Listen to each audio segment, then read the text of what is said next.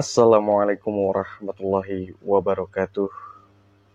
Alhamdulillah kita masih bisa berjumpa kembali di channel YouTube Bintang Junior. Semoga dimanapun kalian selalu diberikan rezeki yang melimpah, dijauhi dari mara bahaya. Dan tentunya untuk kalian yang sedang sakit, baik medis maupun non medis, semoga cepat diangkat penyakitnya oleh Allah Subhanahu wa Ta'ala. Amin ya Allah ya Robbal Alamin. Kali ini saya akan membahas tentang Hodam Leluhur kembali. Tentunya ini saya akan menjelaskan tentang bagaimana sih caranya atau prosesnya Hodam Leluhur itu melawan dukun santet ya. Jadi tidak semua mau membongkar atau menjelaskan bagaimana sih prosesnya. Nah, kali ini saya pertama kali akan menjelaskan bagaimana caranya. Apakah ada peperangan antara kerajaan? Nah, untuk kalian disimak videonya dan salam kenal dari saya Lintang Junior. Semoga di video ini ada hal yang bermanfaat untuk kalian dan tentunya menambah wawasan kalian. Dan saya ingatkan sekali lagi, kalau kalian penasaran tentang Hodam Leluhur, monggo silakan dikepoin karena saya buat tentang Hodam Leluhur ini ada part 1, part 2, dan sampai part sekarang ya. Jadi kalian tonton saja. Jadi ada step demi stepnya. Jadi kalian kalau penasaran pengen tahu lebih dalam lagi tentang Hodam Leluhur, monggo ditonton videonya. Dan langsung saja kita mulai. Bismillahirrahmanirrahim. Jadi Hodam Leluhur ketika melawan santet ya. Jadi apakah bisa saya jelaskan sekali lagi, itu bisa. Jadi Hodam Leluhur ini bisa menangani santet, tapi balik lagi gimana orangnya atau tuannya ya. Kalau tuannya ini emang sudah bisa atau sudah peka atau sudah mempelajari hal mistis, spiritual, nah jadi itu lebih condong Hodam Leluhurnya itu lebih maksimal lagi bekerjanya untuk membantu si tuannya. Nah kalau misalnya orang awam mempunyai Hodam Leluhur, jadi orang awam ini tidak menyadari kalau dirinya itu punya Hodam Leluhur, nah pasti nantinya si orang tersebut akan terkena dampaknya dari serangan santet ya. Jadi Hodam Leluhurnya pun tidak bekerja semaksimal mungkin, nah, karena ada pembatasnya. Nah prosesnya gini loh, kita harus ketahui dulu, dukun santet itu sebelum mencelakai korbannya, atau menargetkan ke targetnya, dia itu akan melakukan pengecekan juga. Contoh gini, misalnya saya mau disantet ya. Jadi si dukunnya ini melakukan pengecekan dulu ke badan saya gitu loh. Jadi si dukun tuh pasti punya nama kalian. Kalau nggak nama, foto kalian.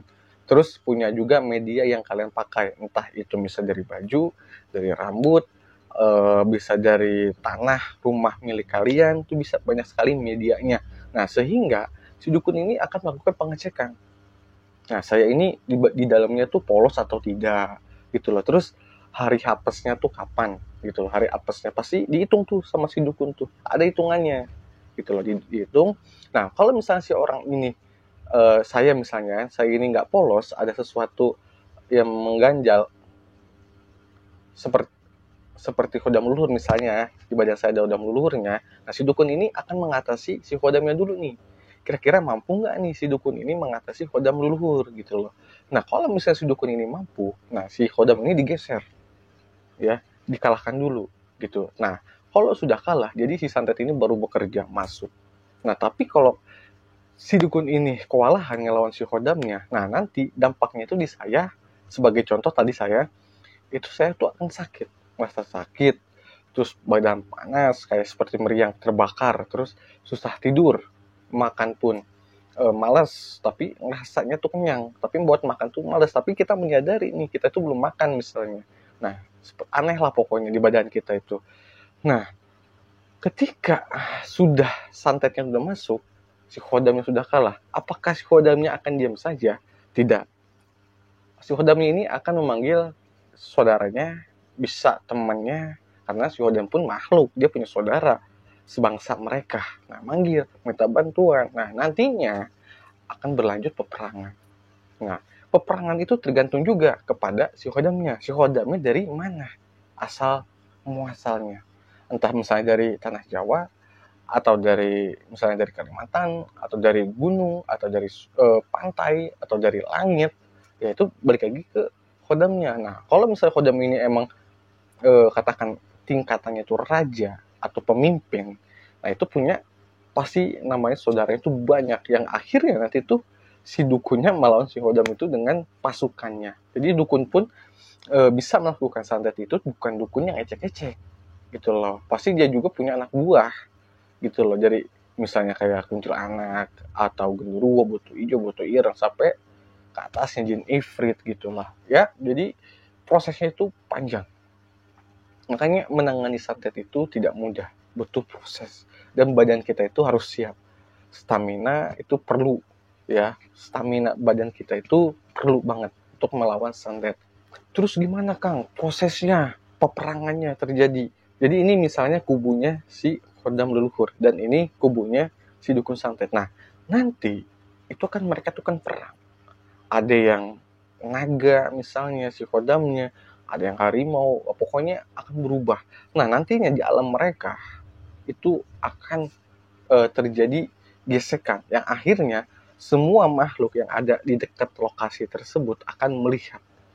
Entah itu misalnya si sosok yang melihat ya, jadi bukan yang perang tapi yang melihat, itu apakah ada saudara saya yang ikut peperangan. Kalau misalnya ada saudaranya ikut perang, otomatis si sosok itu pun yang melihat akan ikut membantu gitu loh, karena mereka pun sama, gotong royong, saling membantu, saling mendoakan. Jadi seperti manusia juga, nggak beda jauh lah seperti itu. Kang, apakah peperangan mereka itu membawa senjata, pusaka? Tentunya bawa, tentunya. Jadi mereka itu akan membawa senjata andalan mereka gitu. Entah itu bisa bawa keris, ada yang bawa tombak, misalnya ada yang bawa panah, ada yang bawa cempeti. Banyak sekali mereka itu akan bawa senjata andalan mereka. Nah, di sini cukup ya, karena nggak bisa lebih jabarkan lagi karena ini sifatnya rahasia. Karena gini, kalau kita jabarkan semua, kita jelasin semua, takutnya orang itu memanfaatkan video saya untuk menjelaskan ke orang lain. Dan lagi takutnya di antara kalian ada yang halu nantinya. Begitu. Jadi cukup sampai di sini, nggak mau lebih lebar lagi saya menjelaskan, takutnya seperti itu dampaknya. Dan kalau kalian pengen tahu lebih jelasnya, lebih lebar lagi, lebih luas lagi, kalian rasain sendiri lah. Jadi bukan kata orang ya, terjun sendiri, belajar langsung spiritual, ngalamin sendiri. Nah, itu bagaimana sakitnya kalian dihantam santet, lawan santet, gimana rasa sakitnya bisa kalian rasain sendiri. Jadi nggak ngeremehin orang ya, jadi bisa lebih menghargai orang lain. Nah, di sini saya pamit undur diri. Wassalamualaikum warahmatullahi wabarakatuh.